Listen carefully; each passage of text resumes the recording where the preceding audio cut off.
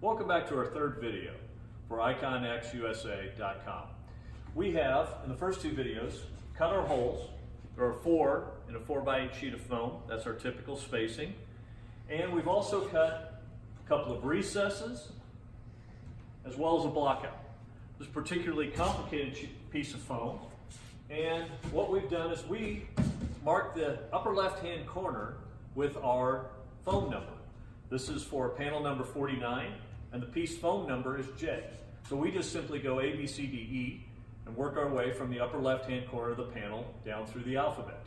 That's how we mark it. That's our nomenclature. You guys can do it whatever way you like. So, next thing we need to talk about is a little bit about the anatomy of an icon itself, and what these are. This is our Model 2-3 icon. It is for 2-inch and 3-inch foam.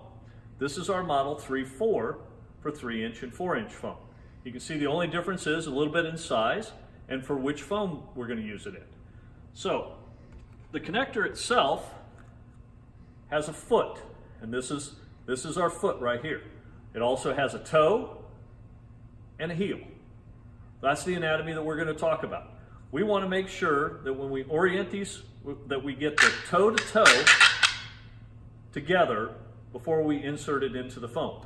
Then when we open it up, everything fits the way it's supposed to. The connectors are just 2 simple pieces. There's a male side, which has a protrusion, and a female side, which has a recess. So, we put a pair of these together, toe to toe. If you simply reach in the box and grab one, they're oriented, and they already are matched toe to toe. So, let's install a connector in this piece of foam. We're simply going to orient the connector in the long direction of the panel. In this case, that's this way.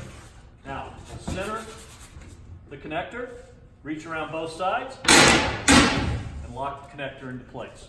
Now, it's locked in, it's not going to move, and the heel is touching the foam in each corner on both sides. It's centered, it's oriented, and it's locked into place.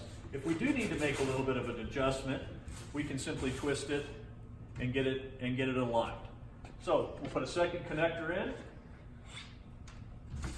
Same thing. Toe to toe, always toe to toe, and we're locked into place. At this point, what we do is flip the piece of foam over and insert 2 more connectors, send it out to the floor, and we'll be ready to pour. Thank you very much.